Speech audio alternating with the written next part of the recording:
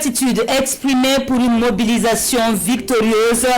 Les militants et structures provinciales du MPP répondent à l'appel du président du parti. Nous serons dans un instant en immersion pour les échanges de la rencontre. L'apiculture dans sa courbe ascendante, une activité séculaire désormais modernisée et tout aussi rentable, près de 3 milliards de francs annuels comme bénéfice. Le miel et ses dérivés made in Burkina, c'est à découvrir dans cette édition. La déconvenue après le rêve suscité par la demi-finale, la Coupe UFOAB livre son verdict ce jour avec la victoire des Black Satellites sur le Burkina. Pendant ce temps, Altitude Naouri continue son ascension avec des succès engrangés au fil des éditions. Vous l'aurez compris, il y aura du foot et de l'athlétisme dans la fenêtre sportive de cette édition. Madame, Monsieur, bonsoir et merci de nous suivre. Et comme annoncé, l'heure est à la reconnaissance au sein du parti au pouvoir. Les performances réalisées au soir du 22 novembre pour les législatives présidentielles sont saluées par le président du parti. Militants et structures provinciales étaient tous présents à la rencontre de cet après-midi. Les détails avec Vincent Kenkoubego. La reconnaissance des premiers responsables du mouvement du peuple pour le progrès aux militants du Kadiogo.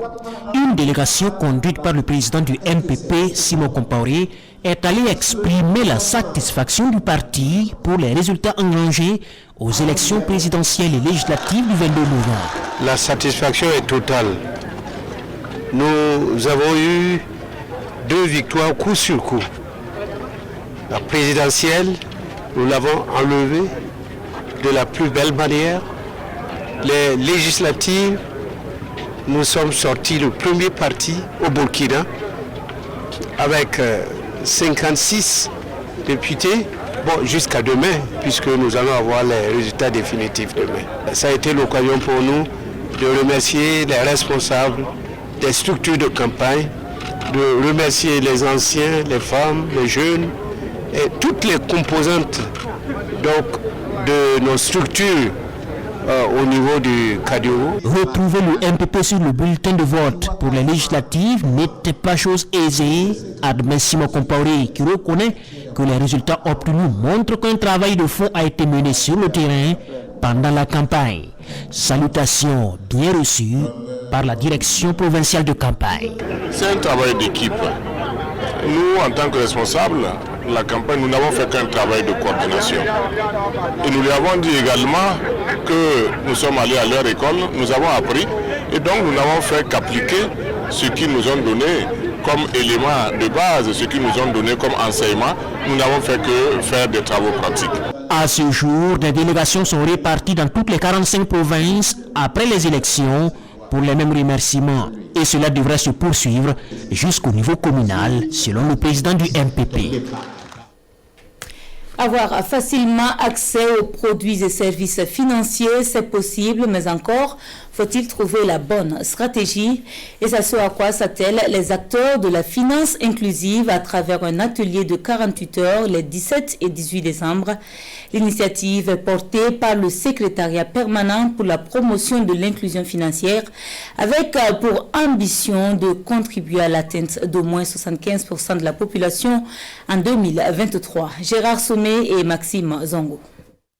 Ils sont encore nombreux au Burkina à ne pas pouvoir accéder aux produits et services financiers.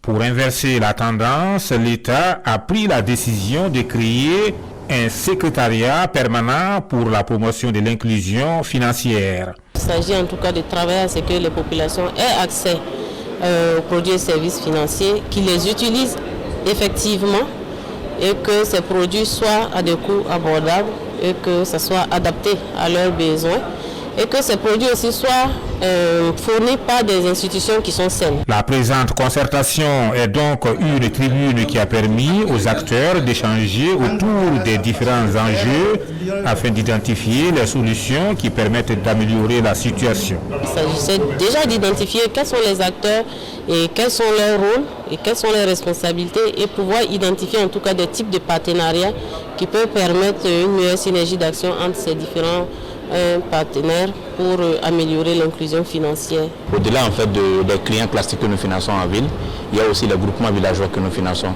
Voilà, donc en milieu rural. C'est surtout eux en fait, c'est à ce niveau en fait que le taux en fait, de bancarisation en fait est faible. C'est eux en fait qu'il faut davantage convaincre, voilà, et amener en fait vers le système financier. Au terme des travaux, de nombreuses recommandations ont été faites. Objectif, répondre aux défis de la stratégie nationale d'inclusion financière qui est d'atteindre 75% de la population adulte qui a effectivement accès et utilise les services financiers.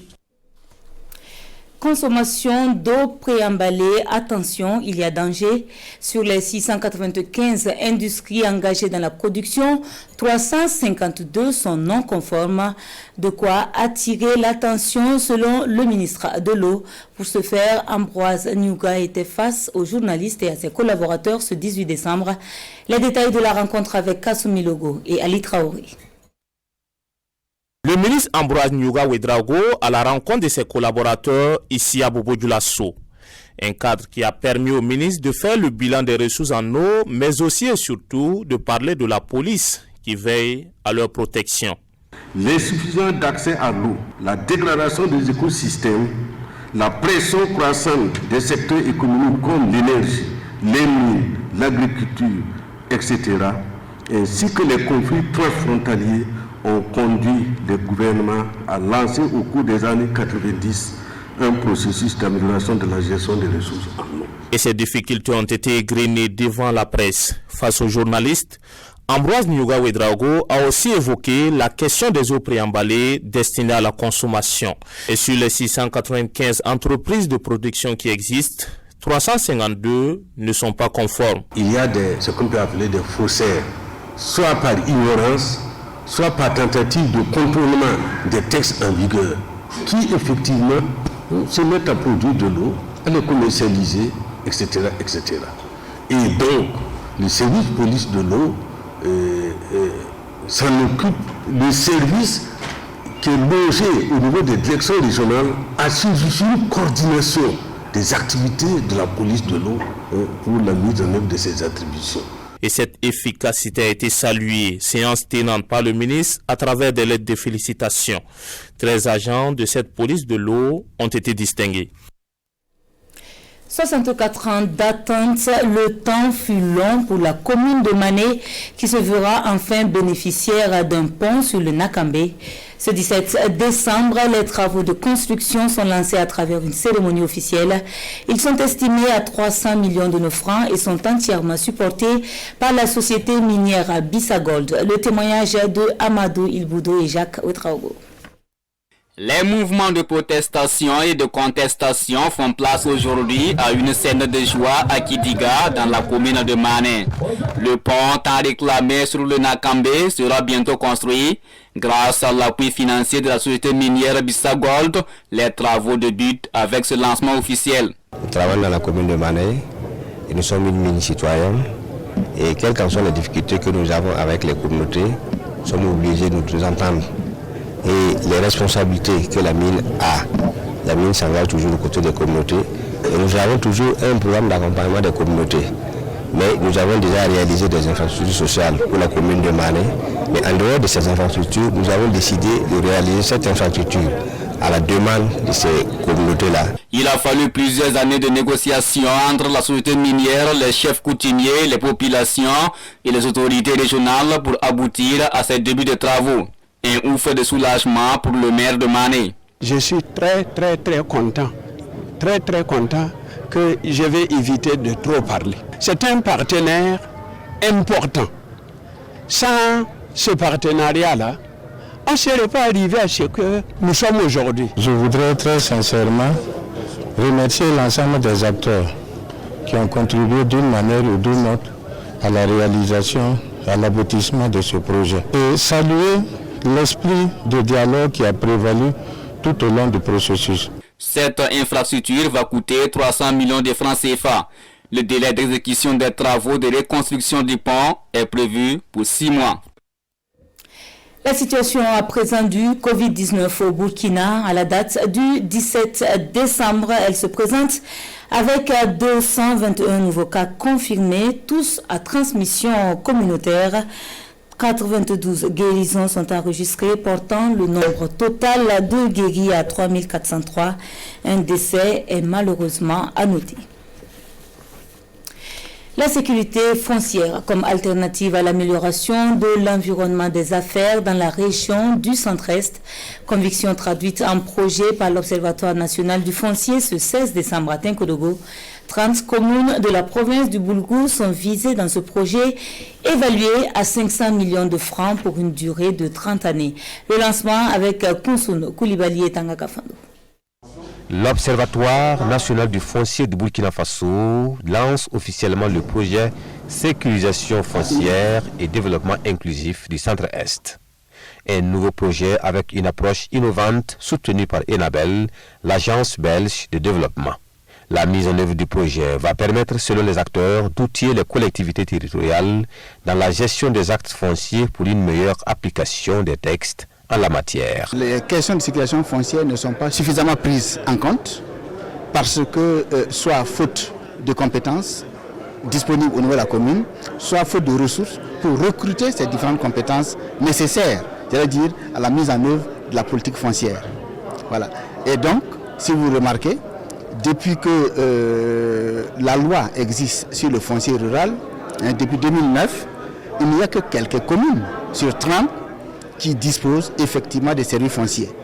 Et ce n'est pas normal. Pour le gouverneur de la région du Centre-Est, la réussite du projet dépend de l'implication des collectivités territoriales et appel leur est donc fait à s'y investir. Et je profite de votre micro pour lancer un appel justement aux collectivités territoriales, c'est-à-dire les maires et les autres acteurs, à s'impliquer pour effectivement une mise en œuvre réussie du projet. Le projet s'implémente dans toutes les 30 communes de la région pour une durée de 3 ans et le budget s'élève à plus de 500 millions de francs CFA. Le secteur agricole était à l'honneur à la foire de la fête nationale tenue à Banfora le 11 décembre dernier.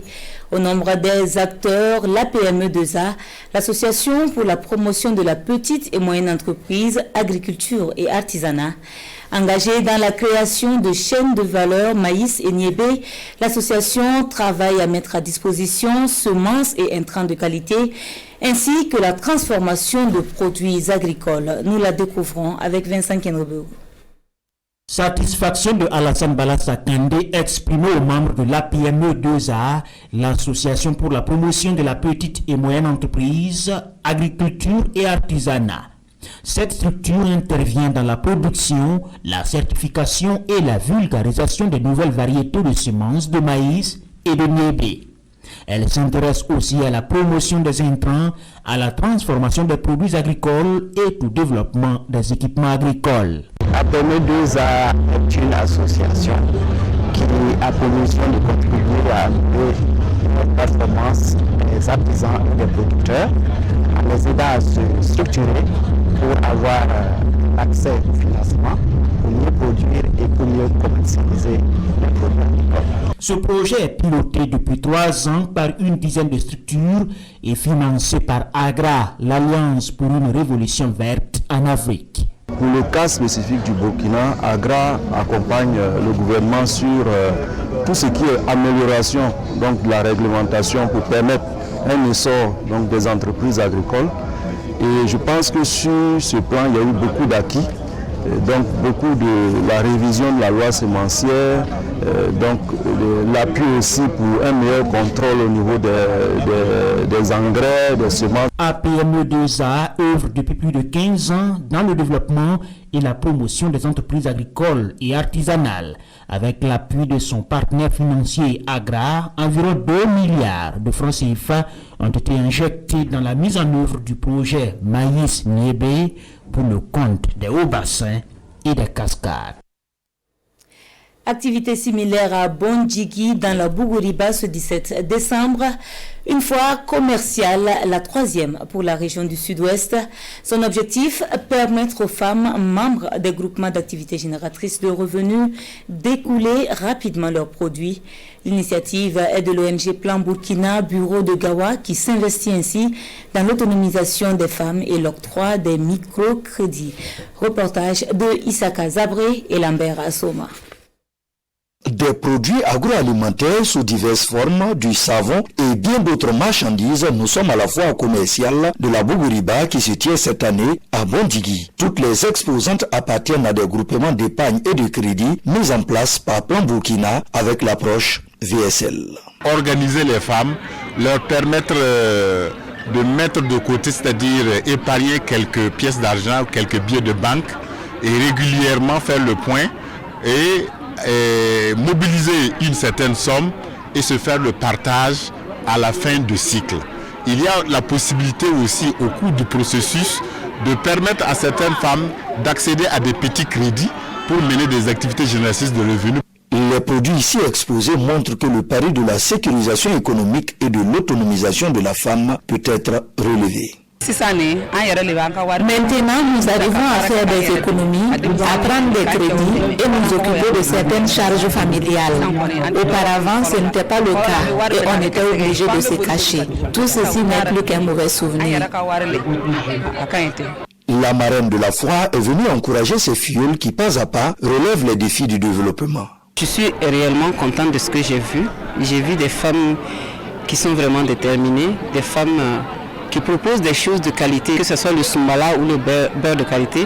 J'ai eu la garantie que c'était des produits bio. Notre présence ici, ce n'est rien d'autre que de les encourager, de leur montrer que nous sommes disposés à œuvrer pour que cette promotion de l'autonomisation-là soit une réalité pour elles, les femmes d'ici. À l'échelle régionale, Plan Burkina Bureau de Gawa encadre plus de 1600 groupements d'épargne et de crédit avec une épargne nette de plus de 1,2 milliard de francs CFA.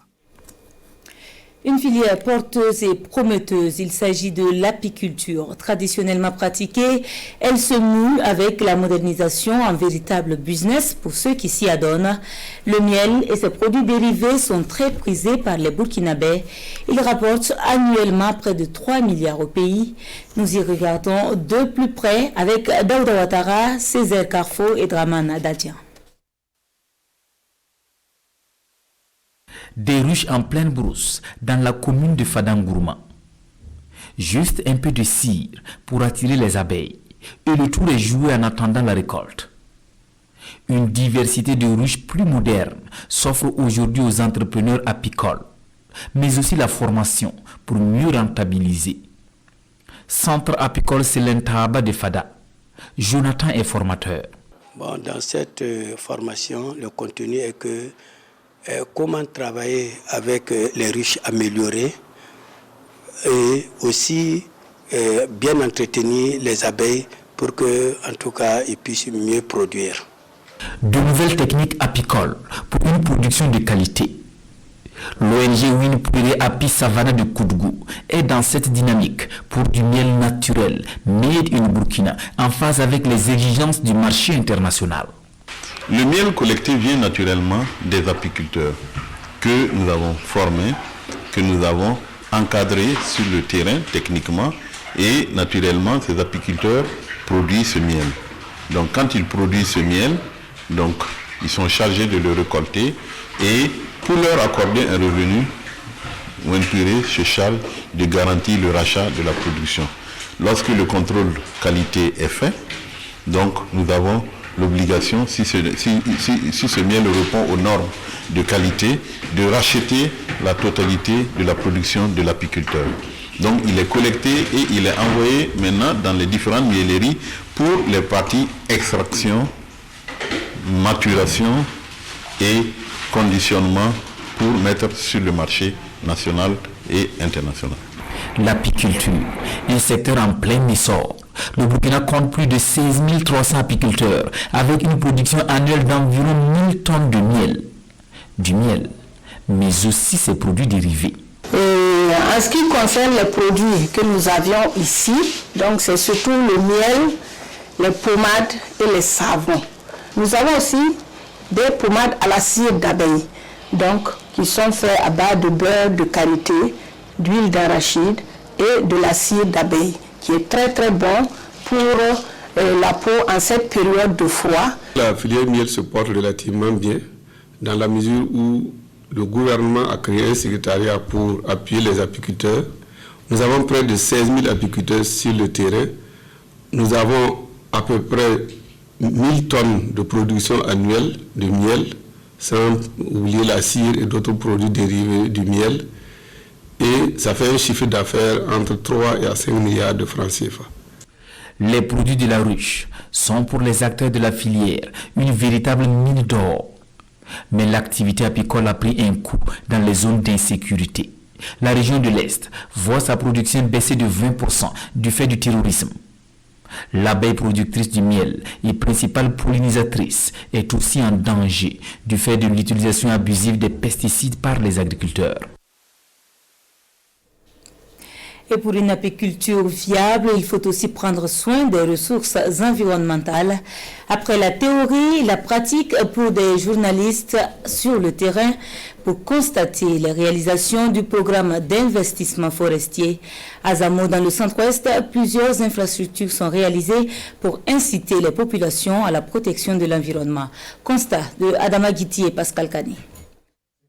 Par cette session d'information, la coordination nationale du mécanisme de réduction des émissions de gaz à effet de serre dues à la déforestation et à la dégradation des forêts REDD+, veut impliquer les journalistes dans la mobilisation citoyenne pour la réussite du mécanisme au Burkina Faso. Des communications des spécialistes et des animateurs de la coordination nationale ont permis aux journalistes de mieux comprendre les concepts liés à ce mécanisme des Nations Unies et surtout son mode d'intervention au Burkina Faso. Cette initiative qui a été un mécanisme de la Convention cadre des Nations Unies accompagne les populations qui sont autour de ces forêts pour améliorer les moyens d'existence, pour faire en sorte que ces populations puissent bénéficier de ces financements internationaux, améliorer les moyens d'existence et contribuer aussi à préserver ces forêts, parce que nous savons tous que ces forêts contribuent aujourd'hui à la séquestration du carbone, donc contribuent aujourd'hui aux efforts mondiaux de lutte contre les changements climatiques. C'est également l'occasion de revenir sur les réalisations déjà faites par les différents projets dans le cadre de la REDD+, au profit du monde rural. Il y a des apiculteurs qui ont eu des équipements, qui ont reçu des financements, et il y a également des exploitants de bois qui ont reçu du matériel d'exploitation moderne du bois, et il y a également à l'échelle de l'élevage, il y a donc un certain nombre de groupements d'éleveurs aussi qui ont été accompagnés. La session d'information est organisée par le programme d'investissement forestier PIF dans le Centre national de formation sur la REDD+ à Galo à Sapui. Occasion pour les journalistes de découvrir et visiter ce centre de formation écologique de référence. Pour ces experts de la CEDEAO, c'est plutôt le tourisme qui accroche. Il faut dès lors trouver des stratégies de relance du secteur comme la validation des textes réglementaires. La rencontre qui s'est tenue en 4 jours a également permis d'évaluer l'impact du Covid-19 sur le secteur.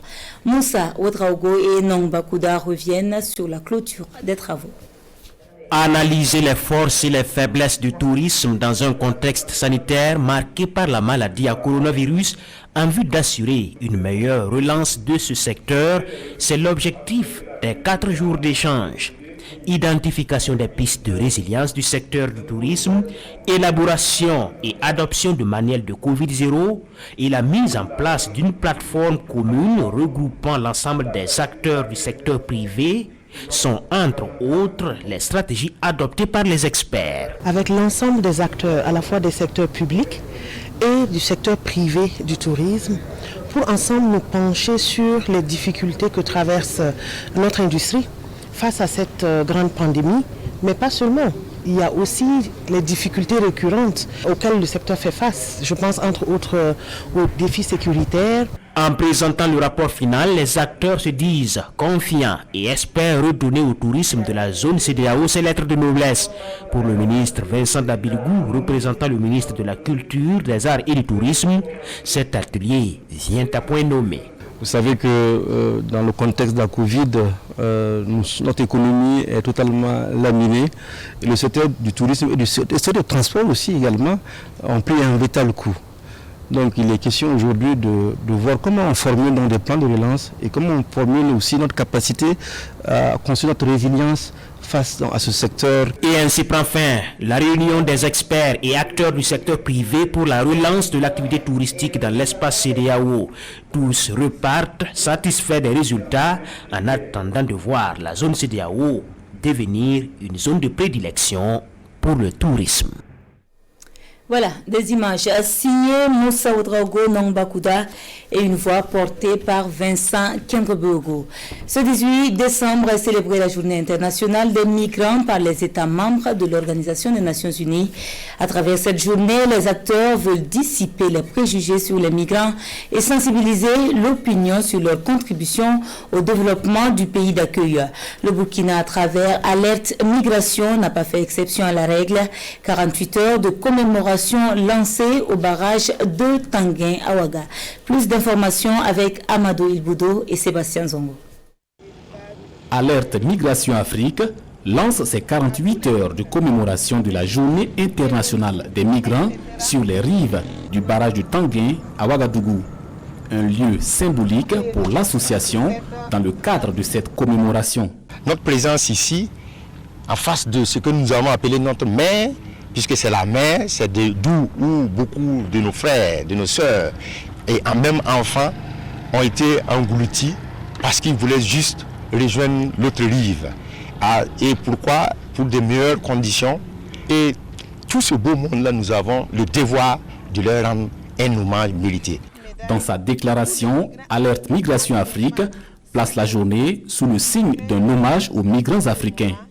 Pour cette association, la mauvaise gouvernance, le manque d'emploi, les tensions politiques, le terrorisme dans de nombreux pays et la politique migratoire européenne sont les causes des nombreux morts sur les chemins de la migration. L'année 2020 a été marquée par plusieurs drames. L'on retient dès janvier le décès de 17 migrants sur la route entre l'Afrique et l'Europe. 16 ont pendant ce temps été enregistrés en mer.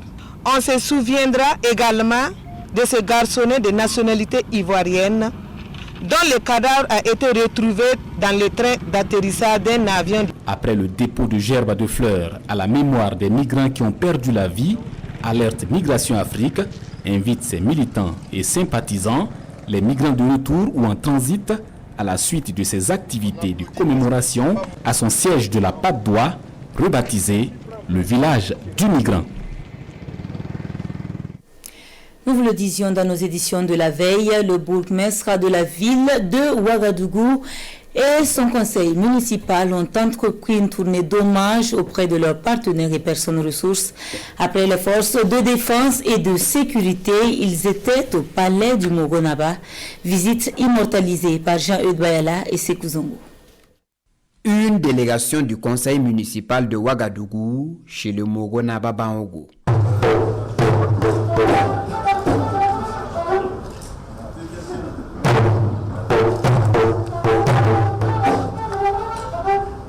Valeur morale et traditionnelle de la cité de Ouagadougou, le Mogonaba est une source de conseil à laquelle le bourgmestre y a puisé en 2020. À travers cette visite, c'est toute la mairie de Ouagadougou qui lui rend ainsi hommage. Nous sommes venus recueillir à ses côtés les conseils, les recommandations pour que la gouvernance de cette cité-là puisse être le mieux possible. Et également lui rendre compte de tout ce que nous avons fait cette année dans la ville. Par l'intermédiaire de son ministre porte-parole, le Mogonaba félicite la démarche du conseil municipal. Il l'exhorte par ailleurs à travailler davantage pour le bonheur des populations de la capitale burkinabé. Changement de registre, on parle mode style vestimentaire avec le CIPAO 4e édition. Le Salon international du prêt-à-porter réunit près de 70 exposants à la place de la nation de Ouagadougou. Les tenues proposées sont en majeure partie en pagne traditionnelle. L'ouverture du salon dans le viseur de Rasmane Zoundi est sous la plume d'Amandine Lalsaga. La place de la nation de Ouagadougou aux couleurs de la 4e édition du CIPAO, le Salon international du prêt-à-porter de Ouagadougou. Du prêt-à-porter pour tous les goûts et pour toutes les bourses. Le CIPAO fait la part belle au pain traditionnel. Ici, des tenues confectionnées en face d'Anfani, en coco donda, en bogola. Ce qu'on a amené, comme vous le savez, c'est à base de coton 100% burkinabé, pain tissé. Ça aussi c'est les pains tissés aussi. Ça c'est coco donda et ça c'est bogola. Il y a les chemises à 8 000 et il y en a aussi à 6 000 jusqu'à 30 000 aussi. Cette année encore, on va proposer des merveilles avec le coco donda. Cette année, on a voulu faire une collection jeune, une collection le coco donda dans des t-shirts, des polos, parce qu'on est en fin d'année et on sait qu'il y a l'Harmattan qui commence. Le CIPAO a pour objectif, selon son promoteur, de faire la promotion des marques du Burkina et de l'Afrique. On a dressé un podium qui est là. Ce podium est dressé pour les créateurs qui peuvent, tout le long du CIPAO, ils peuvent faire des défilés tout le long du CIPAO. Il y a d'autres innovations qu'on a fait, comme les profs de dessin, de mode qui sont là pour aussi donner leur touche un peu aux créateurs. Le concept qui était un concept novateur a besoin justement qu'on leur apporte notre soutien. Et il est important que dans nos habitudes de consommation vestimentaire, le prêt-à-porter fait par nos créateurs, le prêt-à-porter qui base sur nos richesses en termes de tissu, en termes de créativité, soit usité. Le Salon international de Ouagadougou se tient du 19 au 30 décembre 2020 et environ 70 créateurs venus du Burkina Faso, du Sénégal, du Niger et de la Côte d'Ivoire prennent part à cet espace d'exposition et de commerce. Et le ministre de la Communication, porte-parole du gouvernement, patron de la 4e édition, d'inviter les participants au respect des gestes barrières. Journaliste et musicien, ainsi présente-t-on Juste Sanon de la grande famille RTB. Après un premier album en 2015, il rebelote avec un deuxième bientôt de sortie. Une double casquette qui n'est pas sans difficulté mais vite surmontée par le passionné. Son portrait avec Kwala Nebié et Amadou Marcel Atou. Lentement mais sûrement, il est en train de se faire une place dans le monde de la musique burkinabé. Juste Sanon ou Faken Juste. Journaliste à la RTB, l'artiste vit tout simplement son art en plus de ses tâches quotidiennes. En fait, la musique, moi je parlerai de l'art, parce que l'art c'est un appel. Quand tu ne deviens pas musicien ou ne deviens pas artiste qui veut, il faut d'abord recevoir un appel. Quel qu'en soit le boulot que tu vas exercer, ça ne pourra pas compromettre ton art. Moi, donc, Faken artiste et puis juste journaliste, bon, je me suis dit, c'est juste des jumeaux. L'art et le journalisme, donc c'est juste des jumeaux. Un art qui met au service de la jeunesse de par son talent et surtout les messages véhiculés par son album et ses singles depuis 2015. Moi dans mes chansons, je donne de l'espoir aux jeunes, j'essaie de faire comprendre aux gens, nous pouvons, tant que tu veux là, tu peux. Donc à travers mes chansons je parle d'amour aussi parce que Dieu a l'amour, Dieu est l'amour. L'amour c'est l'essence de la vie.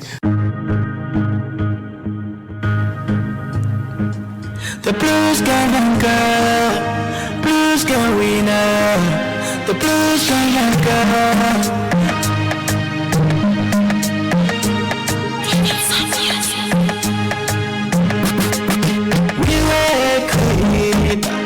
Journaliste artiste ou artiste journaliste, difficile pour lui de dissocier les deux. Mais il se fixe tout de même des règles en la matière. On ne confond pas les choses. Donc, même les Écritures saintes nous disent, il y a un temps pour parler, il y a un temps pour se taire, il y a un temps pour toutes choses. Donc, quand moi je suis juste journaliste, je ne peux pas me permettre de chanter. Donc, quand je suis Faken, artiste, en ce moment, je me libère de tout ce qui est comme poids, de tout ce qui est comme déontologie, voilà, qui se trouve dans ce contexte de journalisme. Donc, et c'est comme ça que je me libère.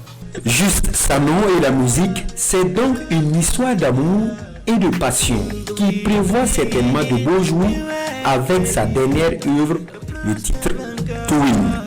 Plus qu'un winner, tu transportes des méga dynamiques qui allumeraient le monde. Jour de match, mais aussi jour de désillusion pour les U20 du Burkina au stade Charles de Gaulle de Porto-Novo au Bénin. Après une flamboyante qualification à la finale du tournoi de l'UFOAB, les étalons juniors sont tombés 2-1 face aux Black Satellites du Ghana. Envoyés spéciaux Paul David Bambara et Maria Ouattara. Pas de scène de liesse pour les étalons juniors ce samedi soir. Le trophée de l'UFOAB vient de filer entre les doigts d'Oscar Barreau et Satellites au profit du Ghana. Et malgré le bon parcours de l'équipe, difficile de ne pas être déçu. C'est une grande déception, en ce sens qu'on avait les moyens pour remporter ce trophée. On n'a pas du tout été ridicule. Et même si on a manqué l'objectif, on n'a pas été ridicule dans le jeu. On est déçu, mais on n'est pas découragé au fait. Parce que ce n'est que partie remise. Et nous savons que nous allons les rencontrer à la CAN. Et à la CAN, nous allons montrer de quoi nous sommes capables. D'autant plus que ce sont les Burkinabés qui prennent les devants en ouvrant le score dès la 15e minute de jeu, grâce à Jean-Fiacre Botieux qui inscrit du même coup son 3e but du tournoi. Burkina 1, Ghana 0. 9 minutes plus tard, c'est Yael Tiendrebego qui se signale. Moustapha Yachi Ouedraogo et ses camarades continuent de presser jusqu'à la 39e minute et le coup franc tiré par Persus Boa. Daniel Barrier prend la balle dans la cage de Sidi Diawara. Un but partout à la pause.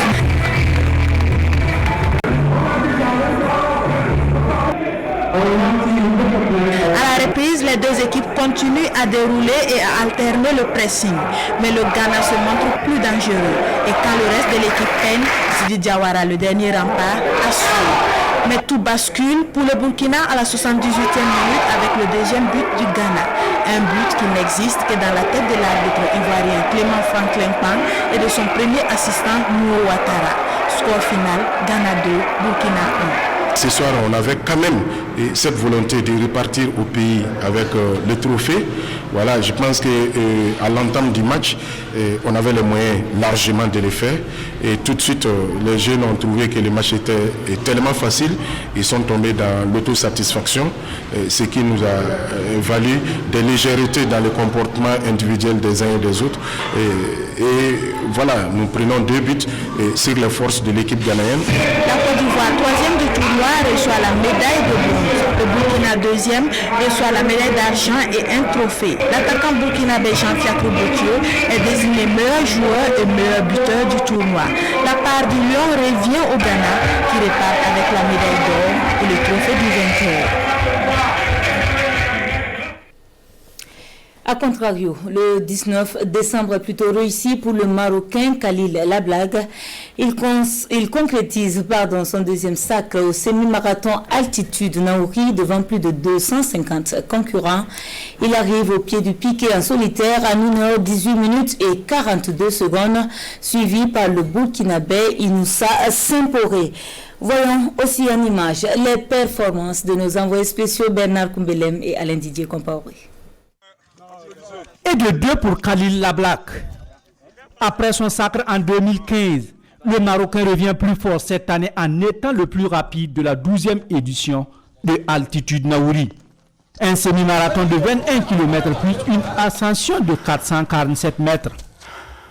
Il est parvenu au sommet du pic en 1h18 minutes 42 secondes de course. Je remercie la ville de Nahouré et la fédération de Burkinabé et je suis très content.